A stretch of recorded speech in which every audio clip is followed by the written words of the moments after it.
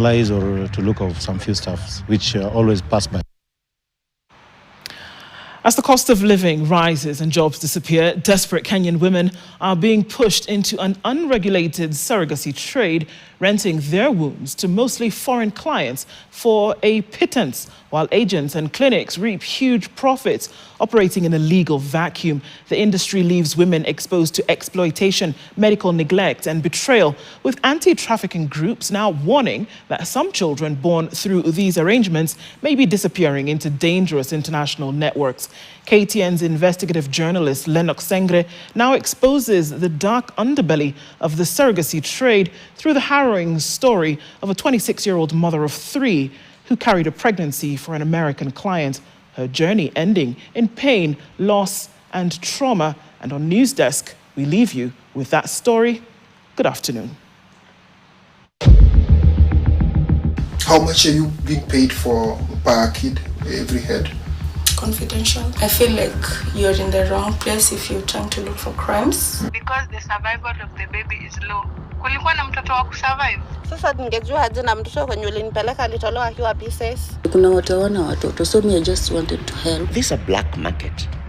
In the lives of married couples, a child occupies a special place, symbol of hope, legacy, and the fulfillment of family life. However, not everyone is lucky enough to conceive naturally.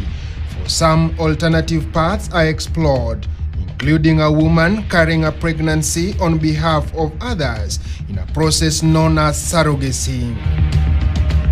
But unlike many other countries, Kenya lacks clear and comprehensive laws to regulate this process. This legal gap has exposed many women to exploitation, used and wasted once their role is complete of carrying the baby.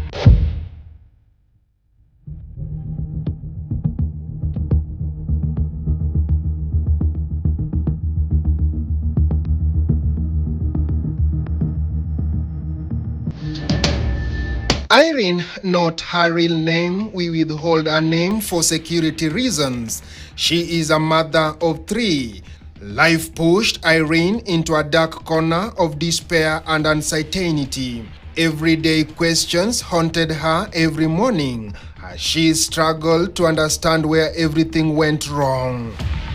When she lost her job and could no longer provide for her family, a single phone call from a close friend changed her life forever. Hao watu wa surrogacy tulipatana nao through rafiki yangu ndiye alinipea contact. Nikaanza communicate na wao. Wakaniuliza, wakanipea details za venye wanalipananga na kama niko willing kufanya na hiyo pesa. Nikawaambia yes, niko willing na nikakubali. Wakani book na clinic. Nikaenda clinic for 2 months. A client from New Jersey in the United States requested Irene to carry him a baby through surrogacy. This arrangement was facilitated by a local agent, identified only as Cynthia Owino, through her agency by the name LEC Consultancy and Surrogacy Limited. Kuna kitanda ya kuweka mguju, ekelea hapo mguju, wanaikava hiyo chuma, and then wana kuingiza huku chini ka chuma ingine hapo, alafu wanakuja na hiyo embryo wanaiweka na ka syringe but karefu mpaka ndani kwa umbo, inaingia, wana kufungua hapo juu pole pole, una relax hapo for 15 minutes. After that wanakupeleka, wanakutoa kwa hiyo theater juu ni kubaridi sana. Wanakutoa na kupeleka kwa room nyingine hapo kando, unatulia, unadungwa sindano ya tumbo. After that unaenda. Cynthia promised her a monthly payment of 35,000 shillings plus full medical care until delivery. Based on Irene's agreement, the end of 9 months pregnancy, she would receive only about 300,000 shillings, while agents walked away with millions. Hello Cynthia. Yes. Nilikuwa nimesahau na kukuuliza alafu Ile nini balance ya pesa yangu lisema aje sasa? Pesa gani? Si kwa nini kwa contract inasema Cynthia unafoni compensate na 150? Inasema 16 to 25 weeks ni 150.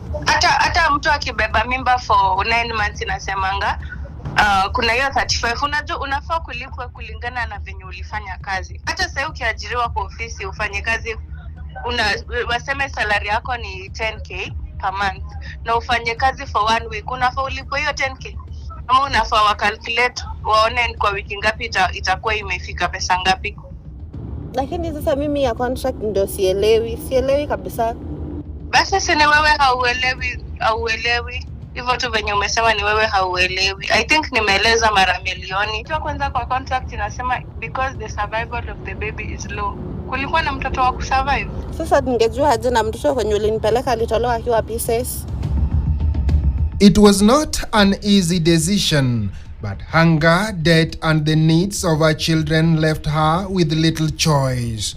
Actually maisha imekuwa ngumu, kupata kazi ikakuwa ngumu pia. Kazi nilikuwa salary haiko inanitosha na watoto wangu since siko married. So nikaona nikifanya ya surrogacy at least hiyo pesa itateza kunisimamisha vizuri mimi na watoto wangu.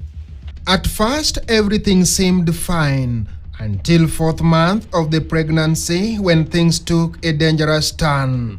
Kwa hiyo journey ya pregnancy kakuwa tu vizuri, mwezi wa kwanza, wa pili, wa tatu ikaanza kunisumbua. Nikakuwa nikienda hospitali Nairobi West. Huko ndiko wanapelekanga watu Nairobi West. Nikaanza clinic huko. Na ikiwa this month tu juu imetoka ikiwa 17 weeks. So this month ikakuwa imeleta shida kabisa. Ikakuwa maji imeanza kutoka. Na nikapelekwa Nairobi West. Nikakuwa admitted huko for 5 days. After siku 2 uchungu ikazidi. Siku ya 3 nikaona damu imetoka. Nikapigia huyo msichana wa agency, nikamuelezea. Akaniambia kama haitoki mingi na kama hauna fever, juu daktari alikuwa amesema nafaa kwenda hospitali kama niko na fever, headache ama backache, na kama maji inazidi kutoka na kama inanuka. Nikamwambia sijaona hizo na sisikii hizo, kitu nimeona ni damu tu kidogo, but uchungu bado iko. Akaniambia kitu tutafanya, tutangojea mpaka late night hours. Ikifika kitu saa 6 usiku nitakupigia uniambie kama damu inaongezeka. Hapo sasa tutajua what next. So sikumpigia usiku, nikampigia the following day. Nikamwambia damu imeongezeka. Inatoka bado imeongezeka na ninasikia uchungu kwa mgongo na mtoto simsikia kicheza. Fika chini kwa daktari ndiye alinibreakia news, akaniambia mtoto amekufia kwa tumbo na siwezi nikarudi nyumbani, nafaa kuadmitiwa huko for at least 2 days. Wanitoe, wanipe dawa nilebe ndio nizae mtoto, na wani-observe, waniangalie siku moja hivi ndio wani-release niende nyumbani. After the miscarriage, the dead body remained in her womb for days. Her situation worsened. The agents who had once promised to support now began treating her as a burden. Akaenda, akaambiwa admission itakuwa 70,000.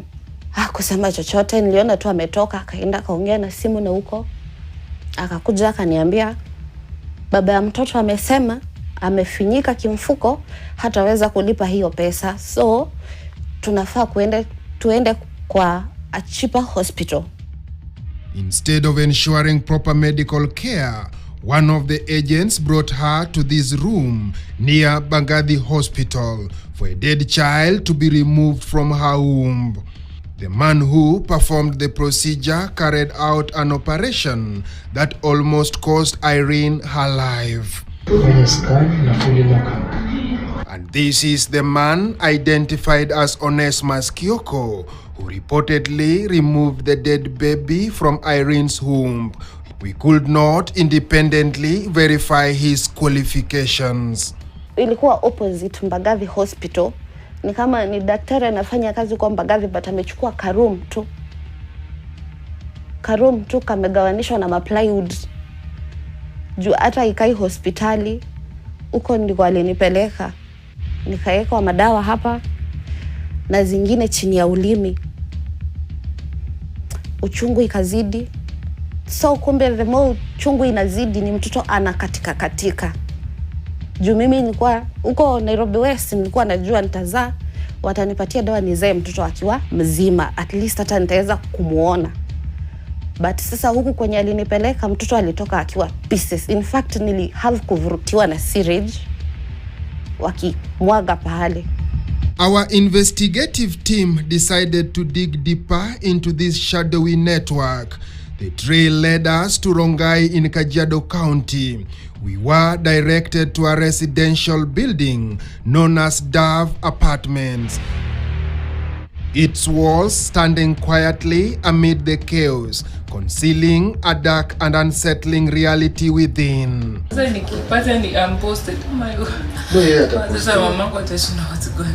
Inside, we found several pregnant young ladies already implanted and waiting for their fate. Huku mnafanya? Huh?